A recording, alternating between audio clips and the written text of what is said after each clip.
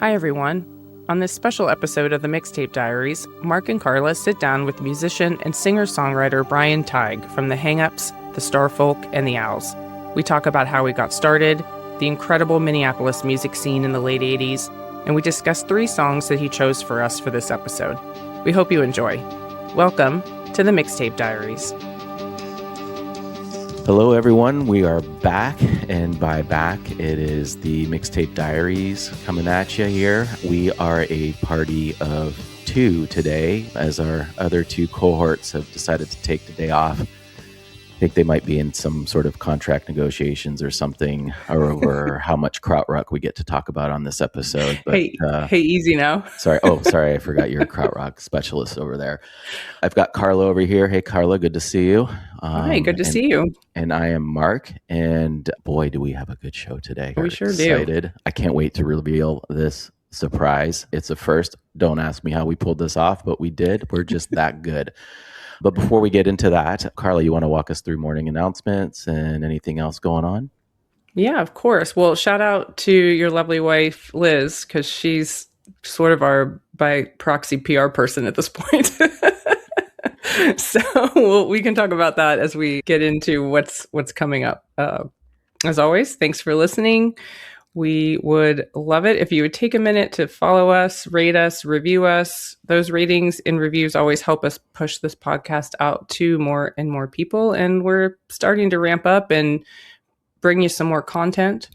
You can find us online in a few different places. You can find us on Substack at the Mixtape Diaries and on Instagram at the Mixtape Diaries Podcast. Our Substack is a great place to find these episodes, but also we're posting mini playlists there and some additional content, like things that maybe don't warrant a full episode, but things that we like to talk about because we're constantly throwing songs into text threads amongst the 4 of us. So sometimes we make Substacks out of those.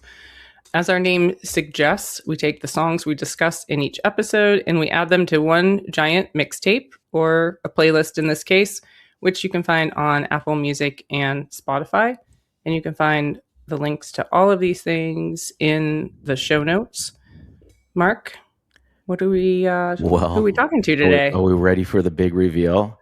I think so. I think it's time. All right. Well, today is a very special episode. As much as some of our friends that we've had on here as subs over the last couple seasons think they're celebrities or special guests, they aren't. We are very honored to have a very special guest here with us today, Minneapolis-based musician and songwriter Brian Tighe. Hey, Brian, it's such a pleasure to have you here, and we're just appreciative of your time.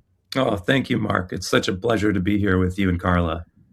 For those of you out in the ether, Brian has been in music a long time, and I think you know him through a lot of different projects, from the Hang-Ups, the Starfolk, supporting the Ocean Blue. The list goes on. We're just really excited to get after it. We're going to talk to him a little today about his career, the Minneapolis scene, and get into a few song selections that he's provided us to add to the ever infinite playlist. Really excited to get going here. Carla, you want to kick us off? Yeah, I think we should probably quickly tell the story of how we got here. God love Liz. Because this is something we've always wanted to do, but probably wouldn't have ever asked you to do it ourselves. Yeah, so Brian, talk to us about how getting cornered by my wife Liz in a club in Columbus, Ohio felt, and why would you ever think to join us here off the cusp? Well, Liz was so sweet. I think there had been some contact with Liz before the show, too. And so I knew her from Instagram. And then when I saw her, I mean, she has a very distinctive look. And so I recognized her right away. And I think I even remembered her name at the club. I think it was after the show, and try to make a point of standing at the merch table and try to grab whatever sales I can do after the show with the Ocean Blue. And so we were in contact.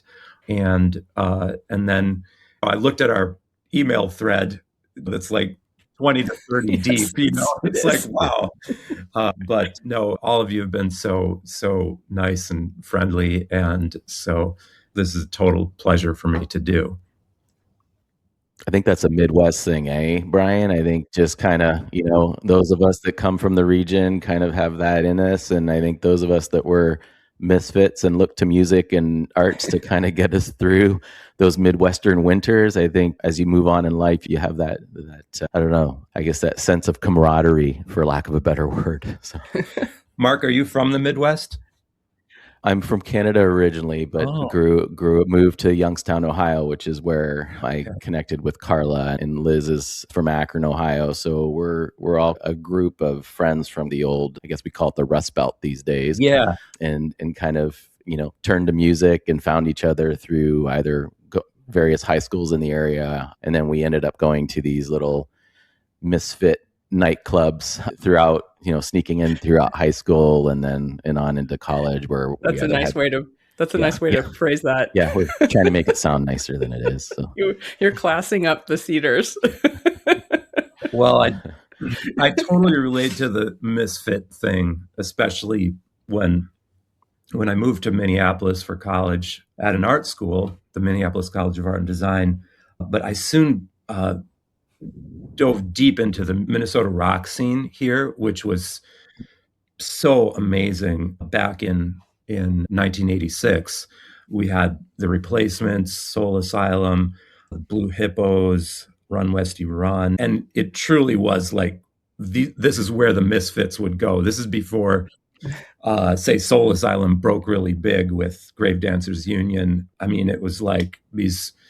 You could just go to the local bars and see some of these bands, Husker Du, play, and we would just Wild. and we would sneak in. We were underage, but back then you could sort of easily sneak in through the back door, or like some other sneaky way, scuttle into the men's restroom and change our switch shirts, thinking like, oh, that's going to fool everybody, and these scenes were just like the dancing was crazy. I mean, it would get a bit dangerous almost, not exactly a mosh pit, but like a lot of elbows being thrown around, and Yeah. we loved it.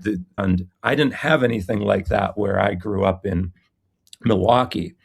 We did have the Violent Femmes, which just that small band. yeah, yeah. But yeah, things really opened up for me when I got to Minneapolis, and my future bandmate in the Hang-Ups, Jeff Kearns, really exposed me to this music I was totally unaware of, and these styles of singing that I had just not been exposed to. Like Husker Du, Bob Mould, you could make an argument that he sort of invented emo.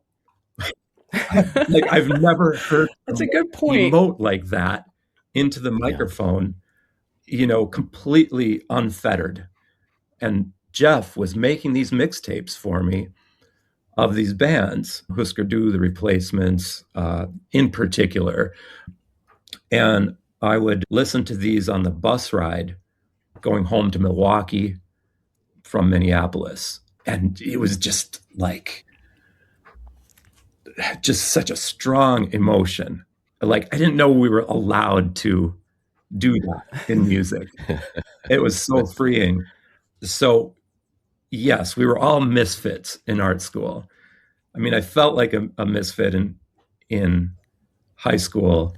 I was like sort of an art guy and, just not part of the popular crowd, but I felt prideful of it, and then coming to Minneapolis, it was like, oh, here are my people. Yeah.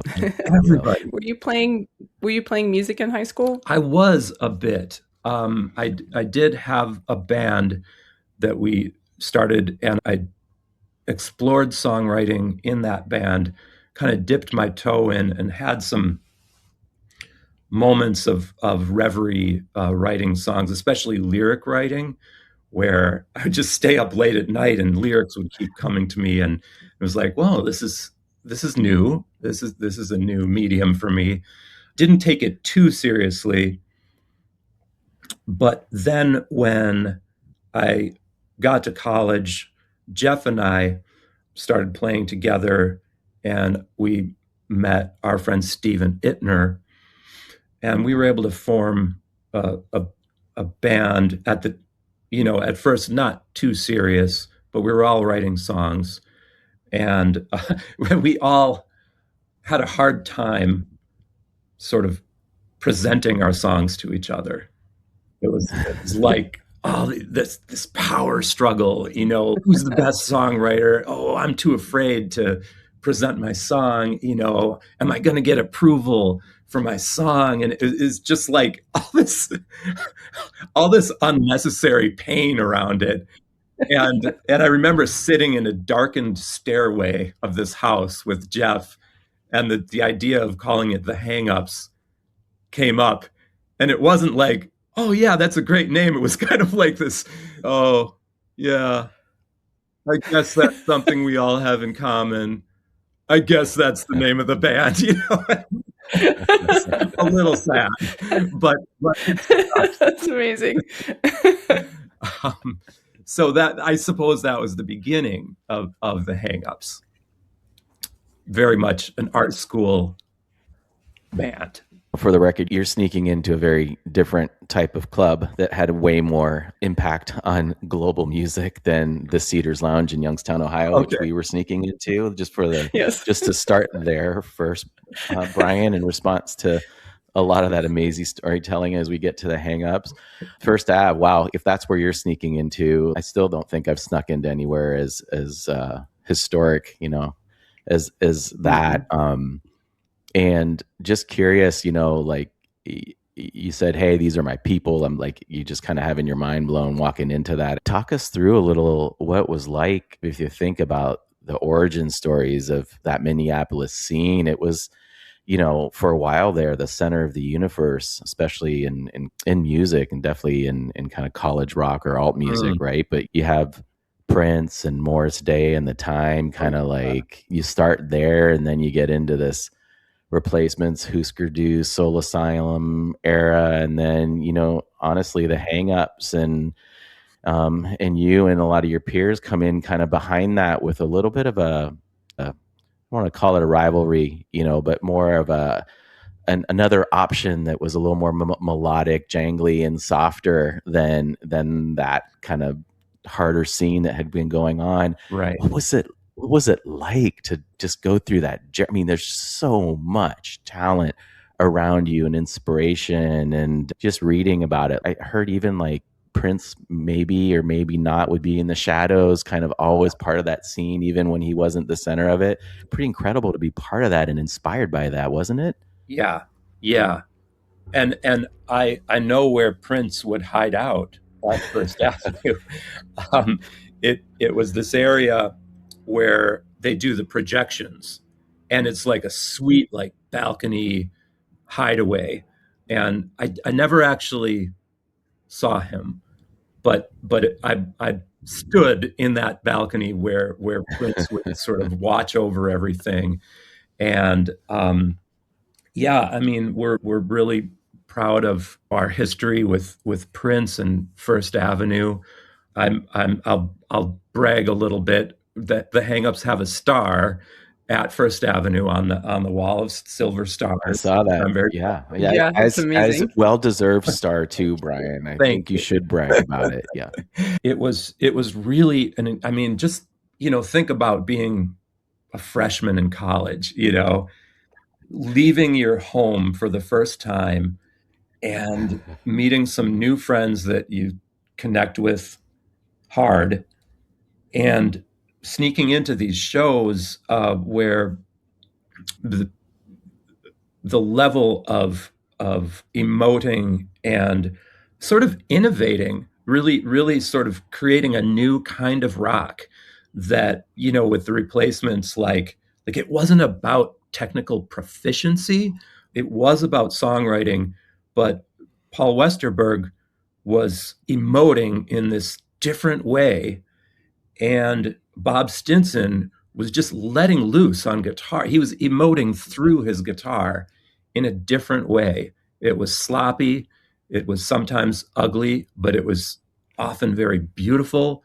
And I regret I didn't get to see the Replacements early on. I did finally, again, we snuck in to the Orpheum. At this point, we were of age, but we were just too poor to like.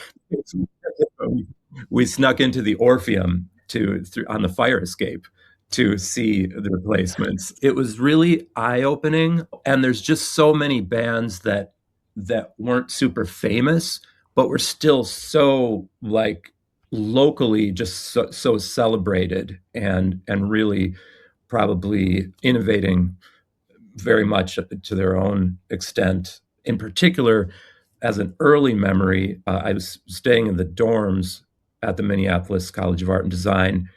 And I remember waking up late. I think there was a party, and waking up late in my dorm room and hearing this like 60s rock band with these amazing female harmonies, and like rolling open my window and looking out in the courtyard.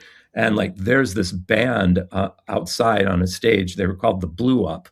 And it was just, and then I went to Garage Door, our local record store like 3 blocks away, and bought their single that was on display, so it was all kind of like this integrated scene. It just was so inspiring, and it made you feel like anybody is capable of this. It's like we can all kind of tap into this.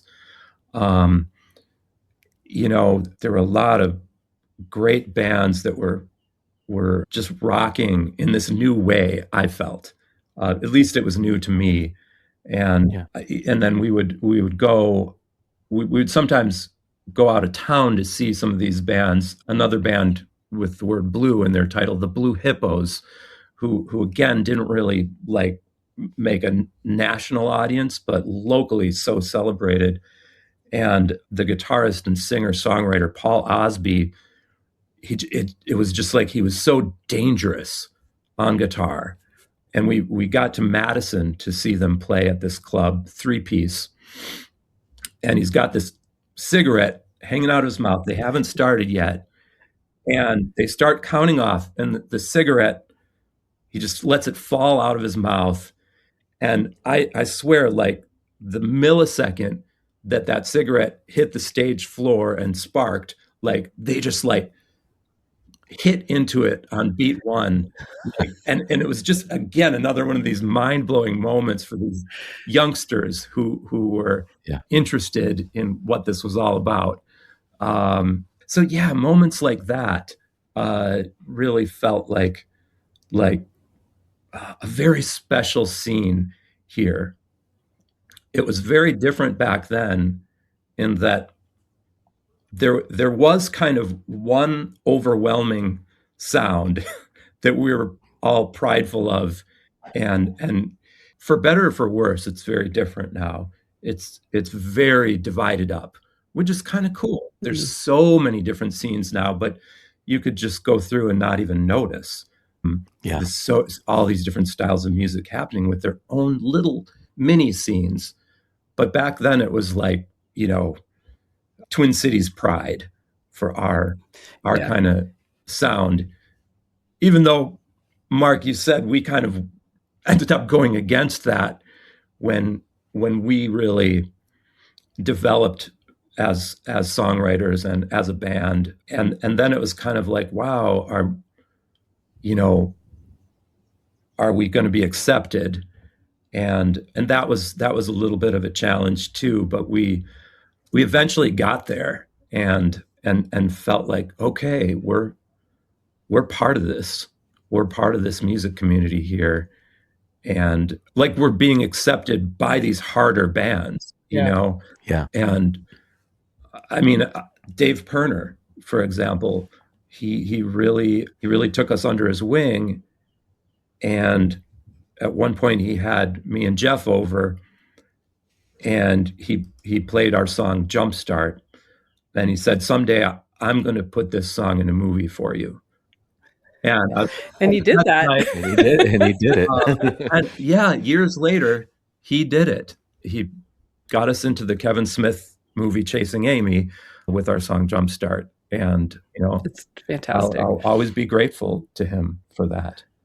So yeah, we were accepted eventually. I think some of our early reviews were like, "Oh, this ephemeral band." They didn't say effeminate.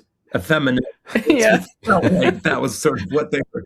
What's another? Yeah, another one of the otherworldly. Yeah. Anyways, and we took a little while to develop too. We we were these really skinny guys just standing there on stage, kind of shoegaze, I guess, and like Steven, he just had these drumsticks that were so whittled down you could almost not believe that he could make that sound with them. And we were shy, and it was difficult, but we got some help from the local record label Twin Tone, which had put out some of our heroes like Whisker Du and replacement stuff, and so there was help along the way, and it built and built throughout the '90s to kind of this high point where I mentioned that record label Restless, and Restless eventually partnered with Twin Tone, and so we were able to make something with a way bigger budget and work with big name producers, Mitch Easter and Don Dixon. We would fly out to North Carolina to Mitch Easter's place and work on this new album. So it was building and building, and we were on the road playing like 100 gigs a year, which was a lot for us. That's a lot. And but it didn't quite. We didn't quite get over that hump where it's like, okay, we have a solid national audience. It just, there are people out there, good people showing up, but like it just didn't quite happen. And that's okay. It was such an amazing journey, and I would never change it. It was such an interesting time, I think, in just like American music. So I'm kind of thinking of the timeline, like overall. And you're kind of starting to get into grunge, and all of that is sort of layering in. And it felt like the mainstream radio stations were starting to like gravitate towards playing more of that than like they would have considered, I'm assuming, the hangups like indie rock, Right. which would have, right, like kind of limited maybe the radio play. I went to school in South West Ohio, and we had 97X out of Cincinnati, which was mainly like the indie rock station, and that would be a station that would have probably played like Jumpstart a lot, and played like some of your stuff. But those radio stations were kind of few and far between, Right. even then when that genre was so big. So I can imagine it would be hard to figure out the right foothold, Right. especially when the mainstream is now gravitating towards this much heavier, like rock distortion sound. Right. Yeah. I mean, I remember hearing Smells Like Teen Spirit in the car when that came out, and it was like, whoa, like I honestly thought it was heavy metal. I was like, Yeah. oh, I didn't know heavy metal could be this cool, and and wow, I mean, somehow that became universal. His voice, his attitude. I mean, he was borrowing so much from the Pixies, but there was something, but the Pixies sort of, there was something just underground about them. I mean, that was yes, for sure, cool, and when I heard that, I was like, oh wow, cool, I'm into this, but I didn't know at the time that this was going to be taking over completely. Yeah, it's interesting, and I think that that Minneapolis scene doesn't get the attention that it really deserved. I think this time, everything always goes back to New York and LA, but you did have that whole Boston scene with the Pixies and all those other like bands that kind of were tentacles off of Right, the right. Pixies.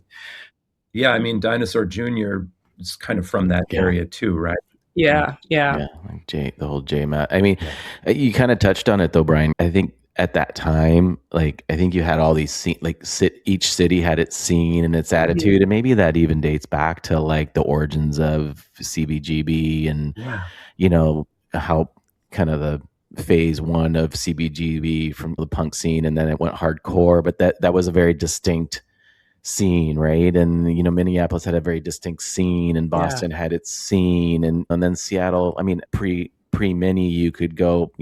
Do we talk about Athens and that? Yeah, That, and then Minneapolis came on, and then Seattle really came after, right? And the Seattle scene was interesting because you're right. You were like, God, this sounds like metal, but grunge was an interesting one because it felt rooted in kind of like that metal, but like some of it leaned more metal, maybe more Sabbath inspired, and then some of it leaned more punk. I always think like Soundgarden and Alice in Chains went way more metal, and then like Nirvana brought this punk, this more punk side to it. yeah, But I think it kind of skipped an era of Minneapolis and this kind of more jangle, melodic, seeing that you certainly in the hang-ups, and even, we'll talk about a couple of your other bands after, kind of really leaned into. But a lot of that wasn't really mainstream here in the US for sure, right? Like a lot of that was in the UK, and you had the shoegaze scene and bands like the Sundays and things like that that really kind of leaned into that world. Yeah.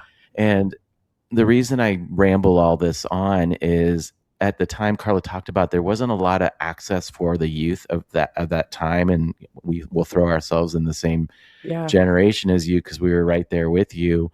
It was word of mouth. Yeah. It was maybe you got to go to college and there was a kick-ass college station that played this stuff. Exactly. Or it was a mixtape. And you talked about it. You were coming back and forth from Milwaukee to Minneapolis, and somebody gave you mixtapes with bands, and that's how you discovered it. Yeah. That's the same way we did it. And then, of course, MTV changed everything with 120 minutes. And I feel like for Carla and I, that's a lot of our access to new music came through that. In fact, I don't get to the hang-ups without seeing the Ocean Blue on 120 minutes and then going down that rabbit hole of all the people that worked or collaborated with them. And so for me, that was like that's how hard it was to find new music. I'm just curious your response to that, or like, Yeah, I mean, it was exactly that. I mean, our local college radio station, Radio K, from the University of Minnesota, was just so influential, especially in the 90s. And I found out about so many amazing bands like Broadcast, Stereo Lab, through them, and they championed us. I mean, I couldn't be more proud to just turn it on, the station that I want to listen to, and they're playing my songs. I mean, not just one of them, not just two of them, but like, it was, and through the first EP, the first album, and the second album, I mean, it was really heavy rotate. I couldn't believe they kept on doing that for us. It's weird how it has changed. I admit I use Spotify. It does a good job showing me new music. It really does. Admit. I mean, I'm so conflicted about it, but like I never would have known about Chris Cohen. Maybe you don't know about, but his album Overgrown Path was just like another one of those, like, oh my God, I love this. I love what this guy is doing. Little did I know he came from Deerhoof. Yeah. That I had a whole other love affair with, But of course, it was Radio K that exposed me to Deerhoof. So college radio was just huge in the 90s. Yeah. That was how I found out about music, and that was how I got my music out there. Twin Tone did a great job of college radio promotion. And that was just, they would know when you were coming to their town and they play you more. Maybe you do a studio visit if you're lucky. It was kind of a beautiful system. It was like very roots, college kids, college enthusiasm, and it changed. And you mentioned the Ocean Blue, and they were able to like break into the national, Yeah. having a huge national audience. I mean, not just national, worldwide, and they've been able to sustain that. So it's a beautiful thing when you can do that, and I'm so happy for my friends in the Ocean Blue for and now they've been taking me along, which has been just a thrill the last like almost 3 years now. I'd say you're taking each other along, Brian. I think you need to Yes. give yourself a little more credit. I think your influence on music, and this isn't me brown nosing here. Your influence on music, and you're a humble guy, and I think that's an endearing part of the Midwest as well. It's great. I think we've seen you several times here over the last few years and some change, and I kind of feel like those shows don't work without both of you. It brings a vibe. It brings kind of a range of sound.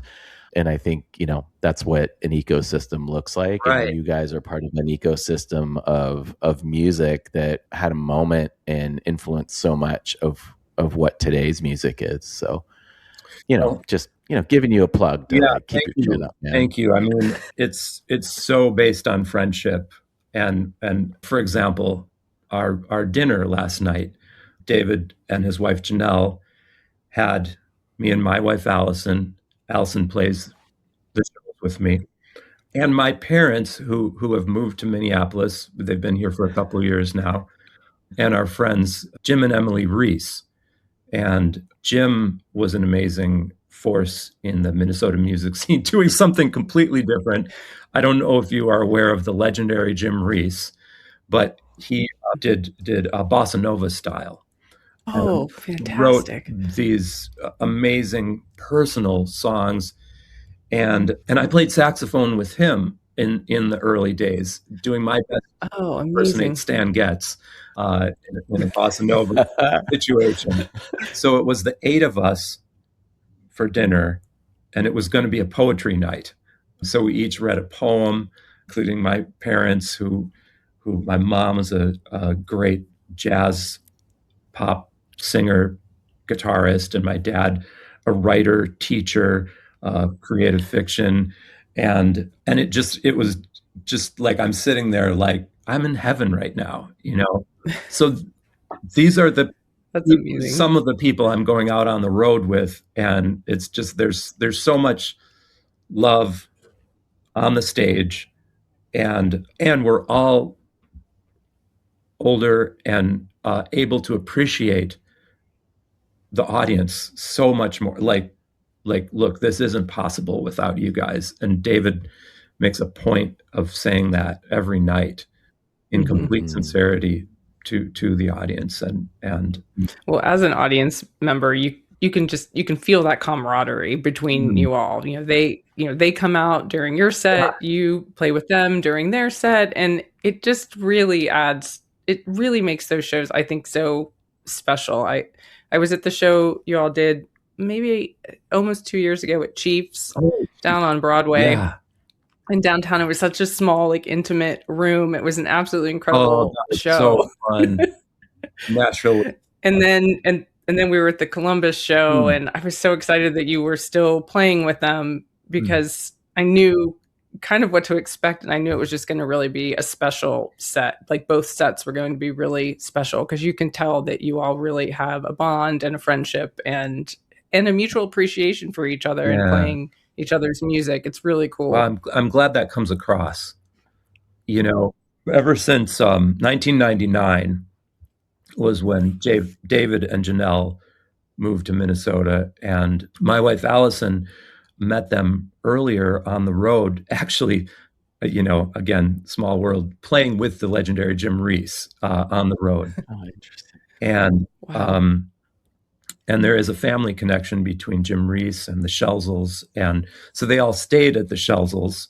And Allison was just telling me about this beautiful house out in the country in Pennsylvania, and meeting David and Janelle and how cool they were. And so when they moved, I was like excited, this is going to be really Yeah. fun. And very quickly we became like really well matched friend couples. And it took us a while before I actually started performing with them on the road. And David was really taking time off of music to go to law school and become a lawyer at that time. Although they were still making music, making records, and playing occasional shows. And anything local, I would play saxophone with them. But when they got to the point of doing the 2 album shows, their first 2 albums, and that first album has a fair amount of saxophone on it. Yeah. David Sure said, does. look, you want to come down to Austin with us? This was the first of those shows. And I was like, yes, let's do it. I love Austin.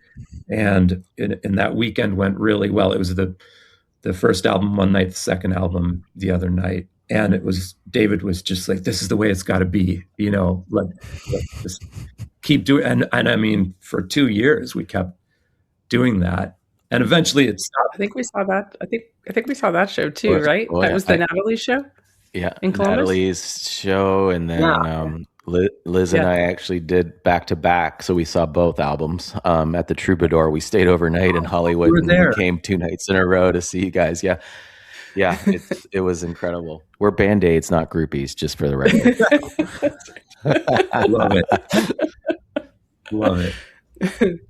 So Brian, Yeah. talk to us, shifting gears a little bit. You talked about the hang-ups, but you've had a very long career in music, and talk to us a little bit about how you transition from hang-ups to the Owls, Right. and then from the Owls you go to Starfolk. Yeah. Talk to us a little bit about that before we get into your selections here, just to kind of like keep your journey heading towards how we're sitting here today, Right. with Right. Carla and Mark. Yeah. We did kind of hit that peak with the hangups, but there were still interesting things where we did get to make another really special album. There was a local guy, rest in peace, John Cooker, who had a studio called Seedy Underbelly here in town. And he kind of took us under his wing and, just basically opened up his studio for us to make another album. And at this point, we'd made a lot of records, so we really knew better kind of the sound that we wanted. Working with Mitch and Don was like really good experience. And so also our friend Brad Kern, who was the live sound engineer for Trip Shakespeare and Semisonic. Semisonic had that big hit Closing Time. And he also took us. Never heard of it. He never heard of Closing Time. And so he made this incredible 4th record for the Hangups, self-titled The Hangups. So that was kind of overlapping with the Owls. So Allison and I had been together since the early 90s. And funny thing about us was that I did not realize, she did not show me that she was also a songwriter until like 7 years into our relationship. Wow. And she hits me with these songs she did on a 4-track, and I was like, what? And that was what started the Owls. It was like, okay, we need a way to do these songs. Let's really record these songs. We got married in 2000, and I think we had started the Owls a year before that. And we did our first show, I think, at the 7th Street Entry, which is the side club of First Avenue. And our friend Maria May watched us and I think joined us for maybe one song. And I think her daughter, Phoebe, who was like 6 years old at the time, joined us on stage too. And um, it was like a really different kind of sound for me. So Maria joined us. Then it was like, look, we got to do this together. And so there were three songwriters, and so it was a more female band with two of the songwriters being Maria and Allison. But I did contribute songs myself, and I contributed a lot of production and instrumentation. And we still had Radio K at that time, the college radio station. Well, we still have Radio K. But Yes. Radio K was friendly to us still at that time. And I think we sent one of our recordings to them just to promote a show, and they started playing it like nuts, a song called Air. And we're like, oh wow, okay, we got to finish this album then, while we've got some momentum here. So that really pushed us along. In our first album, maybe you'd call it a mini album, Our Hopes and Dreams came out of that. And we had help a lot from Brad Kern as well with that record. And college radio was pretty friendly to us around the country. We were on a label called Magic Marker.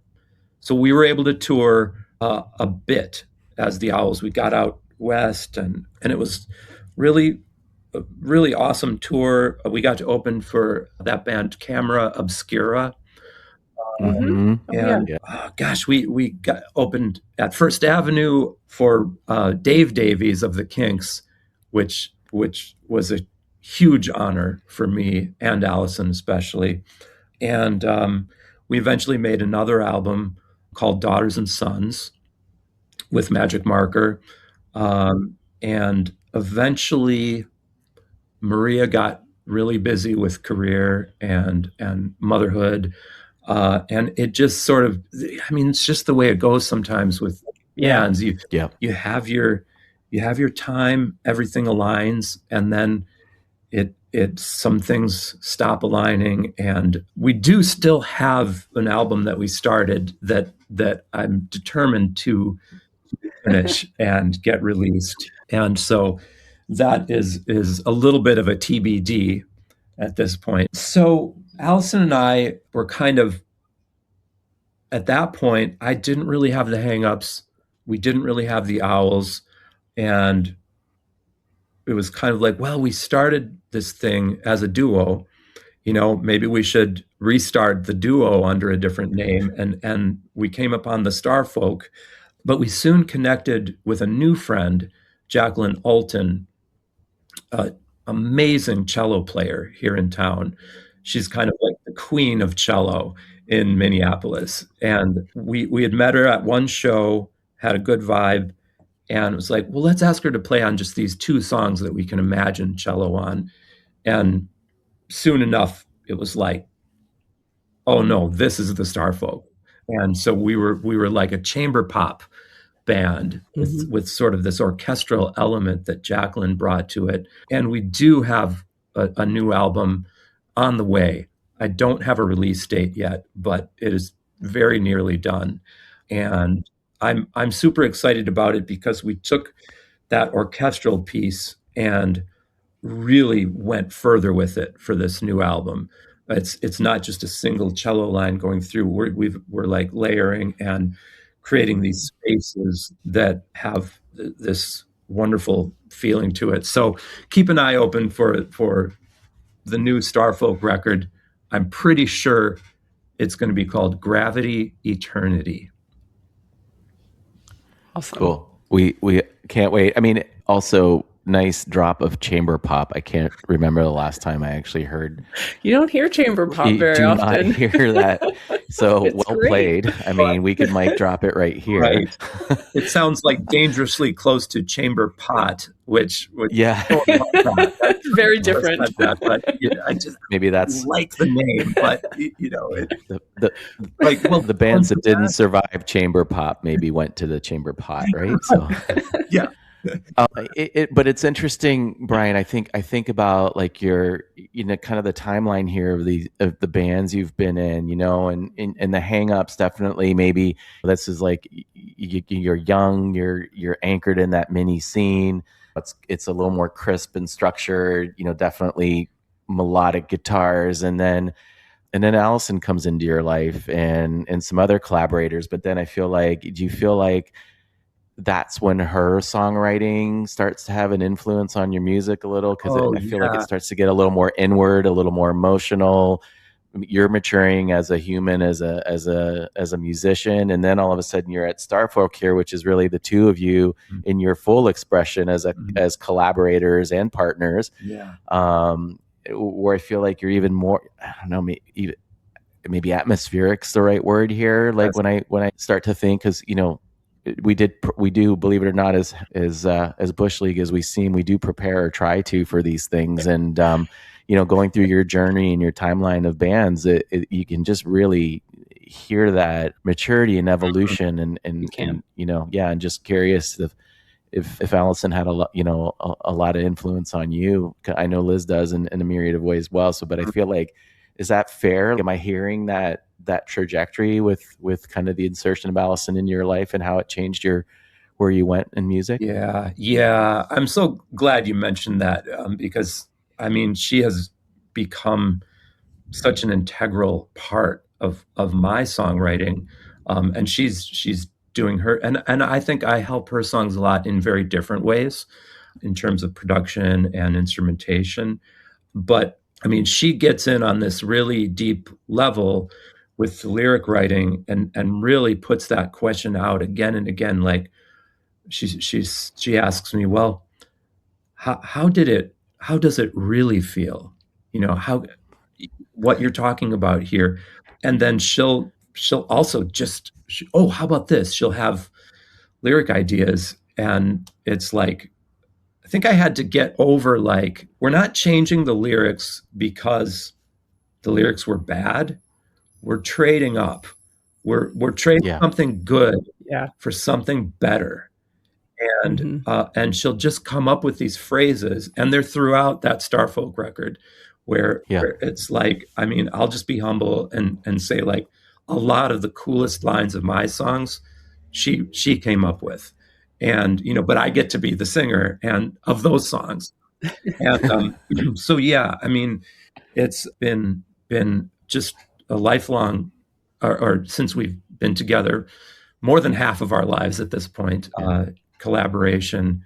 And yeah, it's like we coach each other, we talk each other through all the different elements, the difficult elements of being a band, being a songwriter in this day and age, being an artist, and how to how to really keep that rolling in your life.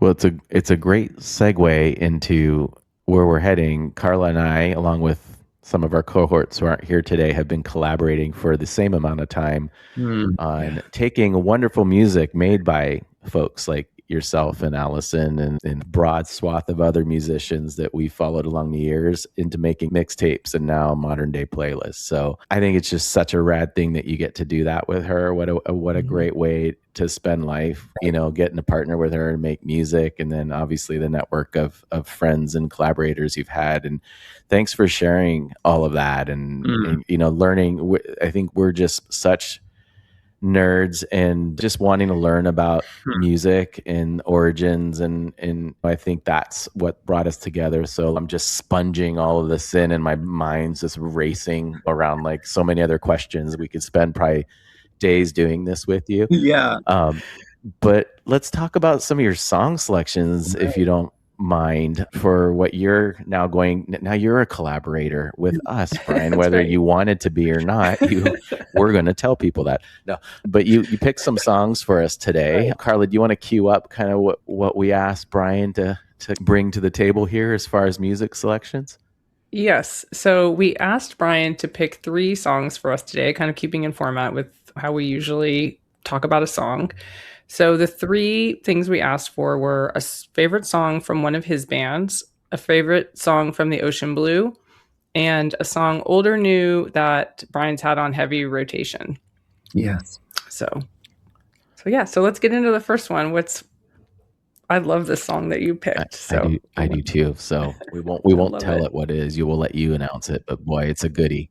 Yeah. Okay. And so I think the first one was the one that of mine.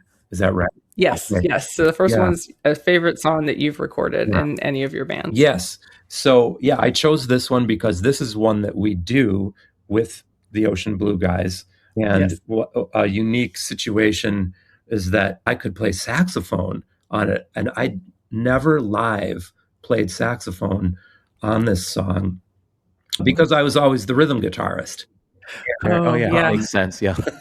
But now David was up for being rhythm guy on this particular song. We actually bring along my cream-colored 1975 Stratocaster for one song on tour, which is kind of nuts because you know how he's going through airports with all these guitars in these heavy cases.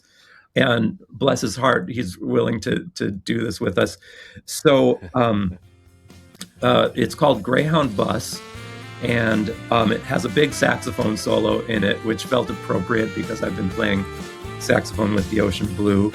And I think I mentioned earlier that drive home, the ride home on the Greyhound bus from Minneapolis to Milwaukee and listening to mixtapes, you know, sometimes it's rainy, melancholy. There's a certain feeling to like going home that's beautiful, but also kind of melancholy and nostalgic. So a lot of these bus rides were that. And so that's what this song came out of. I think I was actually really homesick when I wrote it and kind of depressed. And I didn't think it was anything, but one of those things where you make a little cassette recording of it, you come back the next day and it's like, oh, wait a second. No, maybe I've got something here. And one feather in my cap, listen to me, is that there came a Muzak version of Greyhound Bus, really? which was played like in airports and grocery stores and elevators, like so often. And you know, sure, you could be embarrassed about it, but to me, it's like saying like, hey, this music's pretty good. It can sort of hold its own because of course Muzak there's no vocals. And I don't even know, is Muzak like really a thing anymore? Like, you know, I don't know. I think we dated ourselves here by all laughing to Muzak. That's so true. Because now you just hear like normal. You just hear regular music in an elevator now when you think about it. Like at the Seattle airport, they play like Elliott Smith. Cool. Yeah. You know? Yes. But it was like, you know, dentist office music, elevator music. And so, okay, maybe that's not such a great thing, but it did help me out. I love it. So yeah. Oh, I love that sax solo in that song I wrote in our little outline. That sax solo is like a warm hug. Like I love it when it comes in that song. It's so beautiful. Thank you. I love the cover art on this album, Brian. It's just So We Go. Yeah, So We Go, which was released in '94. And a lot of your cover art is pretty spectacular. Just, you know, given your visual art background, were you responsible for the cover art? Like, how much of that did you influence over the years? Just out of curiosity, is there a good link up to where your origins kind of started? Yeah, we're definitely very, very involved in the cover art. And that particular photo was from a trip that Allison and I took to San Francisco, and we're riding the trolley in San Francisco, and I caught that picture of her kind of turning away, I think, and it just captured the feeling so well. Yeah. And so, but I wanted to mention the earlier albums. I love those covers too, and that was Stephen Ittner, who I mentioned, who was the drummer of the Hang Ups, and he contributed so many beautiful vocal harmonies to those early records, and those are his paintings. Amazing. Oh, yeah. So he's after me.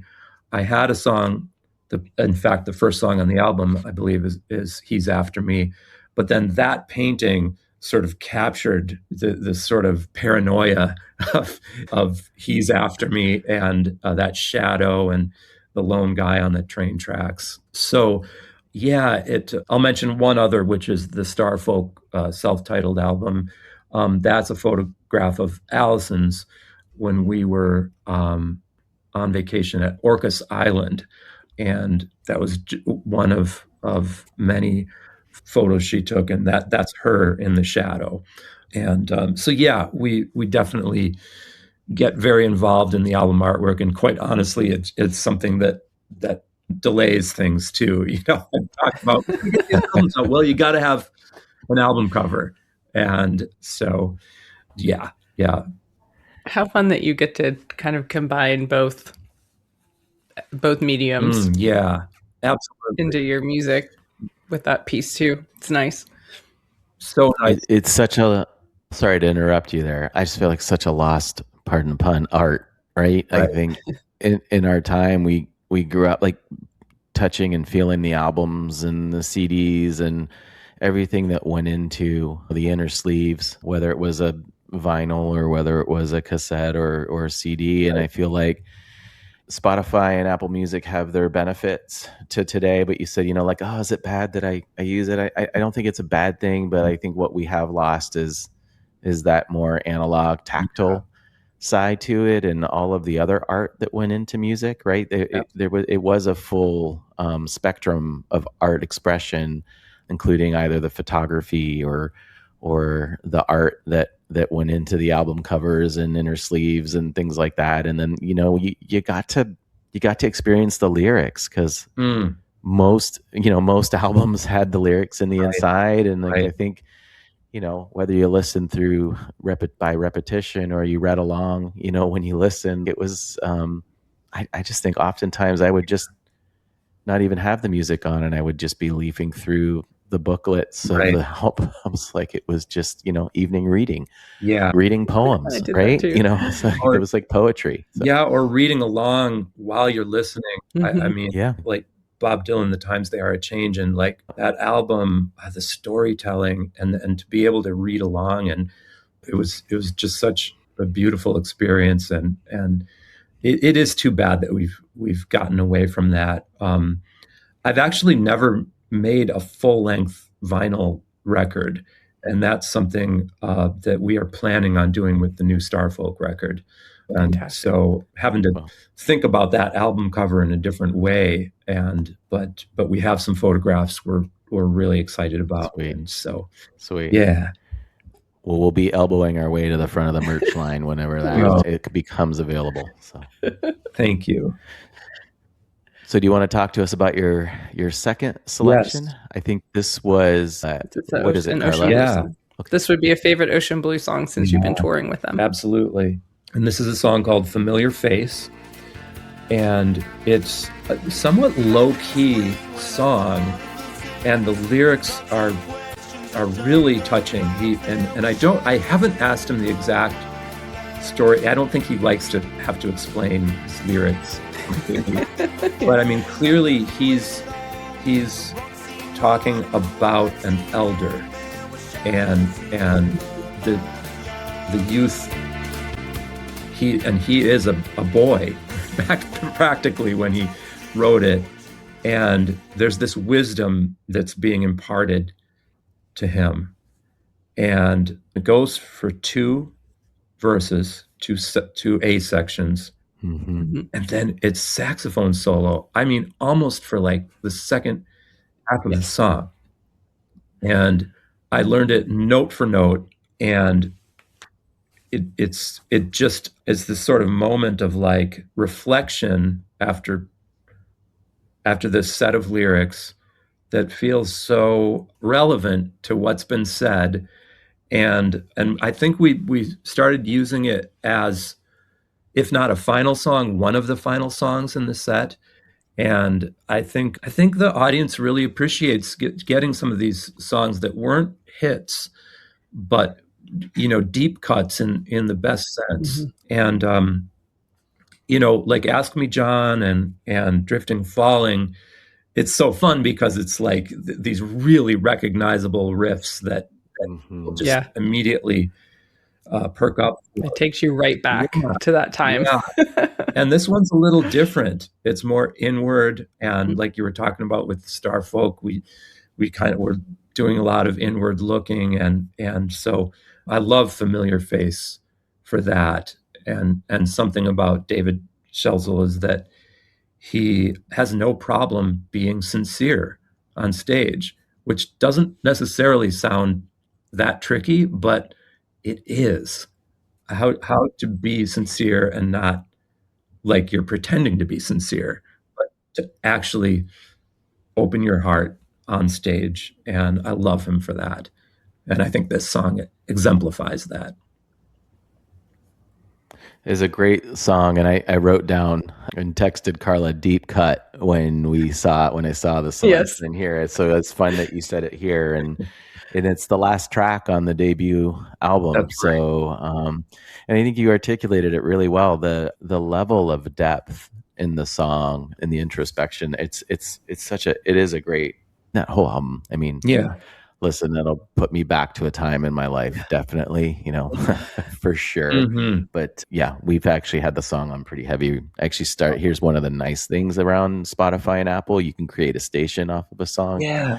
And so Liz and I have been rocking out to a station created off of that song and your hang up song. So it's been Sweet. fun to like have little mini playlists going all week based I love off your that. selections. So yeah. Love it. Should we do the final song? Sure. The final song. So what is this one, Carla? What's the theme of the This final is something song? that you've been listening to lately, or something that you've recently discovered, old or new, Yeah. that you've had on heavy rotation. Yeah. Which we foreshadowed earlier here, I think. I did. Yeah. This is Chris Cohen with a song called Monad. And this is from his album Overgrown Path, I believe released in 2012. And it's an incredible album. Honestly, you could probably pick most any song from it. He is so advanced as a producer, songwriter, arranger, instrumentalist, and there's just this beauty to it. This album in particular really harkens back to late 60s pop, I would say, like Zombies, Odyssey and Oracle. And just the way he does it is so right to me. I feel such a kinship with him. I hope to meet him someday. And this is the opening track on his album, Overgrown Path. And he came from the group Deerhoof, which I didn't find out about until a little bit later. And Allison and I are just huge Deerhoof fans. And the guitar work, the humor, the angularity of it. Yes, yeah. It's kind of post-punk almost. It has kind of a post-punk feel to it. I'm a big fan. That sits in my pocket of music. Yeah, we were lucky enough to see them live a couple times. One time at a club that's no longer around called Big V's in St. Paul, and just a hole in the wall before they broke big. And the drummer is so tall, and the lead singer is so short, and he's back there sitting behind his drums on a milk crate, and his arms are so long, and he's just kind of hunched over, playing so hard, and it was just a beautiful show. I mean, it just rocked in the most beautiful way. And if I'm not mistaken, I think Chris Cohen might have been part of the band at that point in the early days.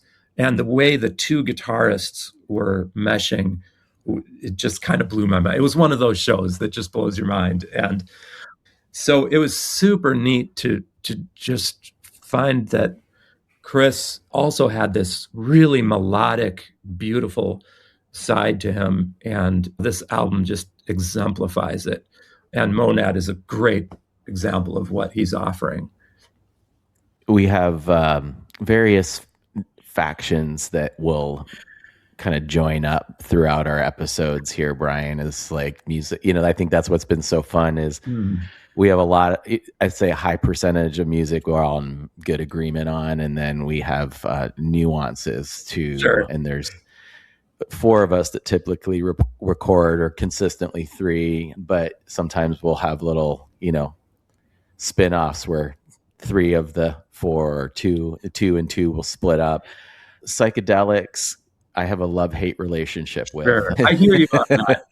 Yeah. And of course, immediately Carla was like, hey, do you remember Deer Hook? And I was like, no, I don't. And and I started listening to it, and I'm like, it's very psychedelic with the psychedelic emoji. I don't know if you knew there was an emoji on our text that's psychedelic.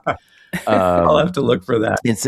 And it's pretty interesting. So musically, there's a pretty broad spectrum. But when we start to get into that late 60s, 70s psychedelic, I struggle more I hear you. with it, and I don't know, like people are like, well, and I dislike disco pretty heavily, but then I hear you. my wife's like, you love LCD Sound System. I'm like, yeah, but that's disco reinterpreted to something I can listen to. Sure. Stone Roses is psychedelic. I can listen to because it's been reinterpreted in a way that is like palatable for me. So Right. I go all over the place, but I'm going to have to give Chris a little more time. I'd actually this was a new one for me. Yeah. It's new for me too. So I'm anxious to kind of dive in a little deeper into it and kind of see where it goes. And I'll keep you posted on Awesome. whether or not it lands in my rotation or not. Do let me know. Yeah. I love it. Carla loves it. So Carla's she's in the psychedelic bucket. Yeah. Downloaded. That whole album you are right. That is a beautiful record. And I had not heard of them. So it was really exciting. There's the way that track in that, which opens that album, right. It's that guitar tone is one of my very favorites. Right. It's like this dreamy lo-fi kind of 70s feel, psych feel a little bit, and I love it so much. So I was really into this song. Oh, I'm glad. I've been listening to kind of his catalog a little bit too, because I really enjoyed it. I like that album a lot. Thank you. So thank you for sharing that with us. My pleasure. Yeah. I would think of it less as psychedelic and more as melodic pop, honestly. Yeah. But there is, there is that sort of, what do you call it? Like kind of a brown color, like the taste is, maybe not like perfectly sweet, and that's a really good way to put it. Yeah. I think Deerhoof is much more experimental, so I think, Mark, you should give this like more. You should definitely listen to that album. I think you'd really like it because it is very melodic. To Brian's point, I think the Chris Cohn made it through a few songs, and I was like, okay, this isn't bad. The Deer Hook, like I was like, I couldn't even, I'm like one song, I was like, this is too much for me. I think I'm out. So yeah, I agree on that. I mean, they are in your face, you either love it or you're out. Yeah, I mean, I don't think you can just be a casual Deer Hook. No, I don't think so. I picked that up from like the first 30 seconds. So I also am somebody that will come back and give it another shot. I never like to kind of, judge a book on first read or first cover. So we'll see where it goes, and I'll definitely keep you posted. I'll hold him to it. Maybe check out a Deerhoof album called Friend Opportunity, which is playing with some really interesting things and maybe less noise, Yeah. I mean, you can like early Deerhoof albums I can't listen to. They are just noise.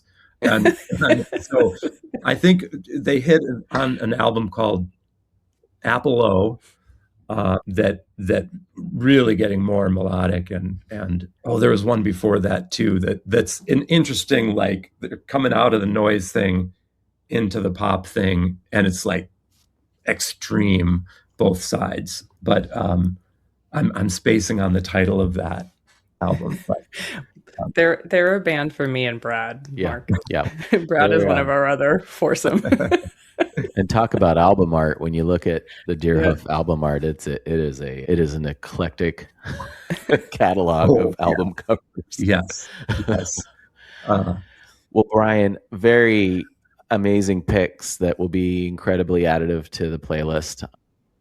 Yeah, these are terrific ads. Appreciate Thank you so much for doing that. Adding them to it, and appreciate you and coming on and spending. Hey, before we close though, Brian, you made mention that there was a mixtape that changed your life, and I want to make sure that we touch on that if we haven't already, because I would put the man on the spot. Curiosity with that. Totally. So, Allison and I, in the early days of our relationship, she would put the Kinks on the turntable, and my first reaction was a little bit like yours, Mark. Like this is like hippie music. This is like 60s hippie music, but she would make me Kinks mixtapes, and something just shifted, and it just hit me like, this is genius. The Village Green Preservation Society, Lola versus Power Man, Arthur, something else by the Kinks. And she would craft these mixtapes that I could not stop listening to. Cassette Walkman. Yeah. I'm dating myself, Just, we all again, on the bus, like nothing to do but listen. And Ray Davies' lyric writing really shifted me. And it's like those first 3 Hang-Ups releases were sort of pre-Kinks.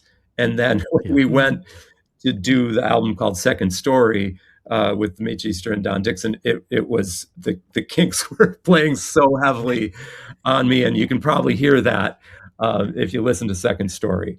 So, but not only that, but it sort of bonded me and Allison too. Like the Kinks became our band. And one of the first trips we took as a couple to San Francisco, in fact, where it's all coming together, the album cover of So We Go was shot by me. We found a record album called Percy by the Kinks, but it's so unlike their other albums. It's like Nick Drake meets Ray Davies. It's very low-key, orchestrated, and Ray is singing with this voice I hadn't heard it do before. So please check out Percy if you get a chance. Okay. Yeah. Definitely. I'm surprised Liz hasn't come screaming in and interrupted this recording, because she's a massive Kinks gal. Oh, I love it. I love it. Go Liz. In Akron, Ohio. Yeah, go Liz. One of the, I guess, growing up in Akron, Ohio, you have Cleveland, Ohio, just 20 minutes to the north. And so all the most radio stations were Cleveland stations in Akron, and the Kinks. I always say you can take the girl out of Cleveland, but you can't take the Cleveland out of the girl. And we have Kinks in constant heavy rotation. I think it's still considered new music in Cleveland, actually, not even classic. But yeah, you've got a friend for life in Liz with the Kinks reference, and we'll make sure. I actually think we might have. I can't keep track of all the Kinks vinyl she buys, because that's her jam. Yeah. But this might actually be in our vinyl collection. I'm not 100% sure, but it might. Yeah. Well, I tip my hat to Liz. She's the reason you're sitting here talking to us, and now you guys have a shared affinity for the Kinks. Although I do like the Kinks quite a bit too. So glad to hear it. Glad to hear it. Well, Brian, Carla and I could sit here and talk to you all day, and I'm sure you have way better shit to do than to sit around and talk to us two clowns. Oh, this has been such a pleasure, you guys. Love it. Thank you so much for doing this with us. It's been really terrific, and we've just so enjoyed talking with you today. Oh, thank you so much. I loved it. Yeah, look forward to seeing you out there on the road. And again, everybody, we've been blessed and privileged to have Brian Tighe here with us, talking music and mixtapes and everything in between. Look for him out there on the road, either in support of his new Starfolk album or cruising around with the ocean record. I'm sorry to interrupt. I should have said we do have a new Hang-Ups record that's in process too, and I'm very excited. Well, you heard it here first, everyone, or probably not. You probably heard it here 1,000 and first, but regardless, new Hangups record too. So Brian, we'll be seeing you out there.